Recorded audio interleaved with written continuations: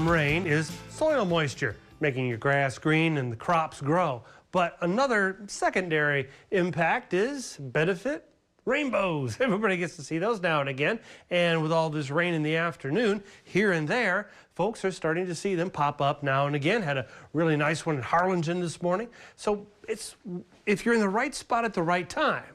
So if you have the sun to your back and the rain is in front of you, well, then you could very well see a rainbow as the sunlight penetrates the raindrop. Well, it slows it down and bends that light, causing refraction. And that's what spits out the color. And you get that throughout all those raindrops, and now you've got yourself all the color in the visible spectrum, and that shows up as the nice rainbow. And there's even some outside ones that can form the secondary rainbow. Sometimes it's half, sometimes it's whole, but that's half the fun of it. And again, you get to chuckle about the Lucky Charms commercial or the gold at the end. 73 degrees, partly cloudy, and showers overnight tonight now and again. Yeah, take a look at Futurecast. Just pips and pops here and there, roaming around the valley into the morning hours as well. Just a slight chance, but still, it's there. And then it turns to a more substantial chance by afternoon. So we get another day like today, where some of us see it at a distance. Otherwise, some of us get to see it firsthand and get that either shower, steady rain for a brief time, or the 2-minute gusher. We had that today at the station. I had to walk out to my car, and it's 95 degrees McAllen tomorrow, 91 Brownsville, 92 Harlingen, and again the chance for rain at about 60%. All right, we have to fuel this little rain engine, and we're doing that with tropical moisture. We got tons of tropical moisture. Our cup runneth over with tropical moisture, and that's nice low-level and mid-level moisture.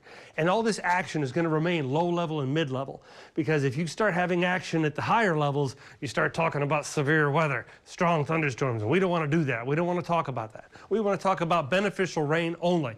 But the downside here is that it comes patchy. It doesn't come in a big blanket. So, you get hit one day, your friend down the street gets hit the next day, and so on and so forth.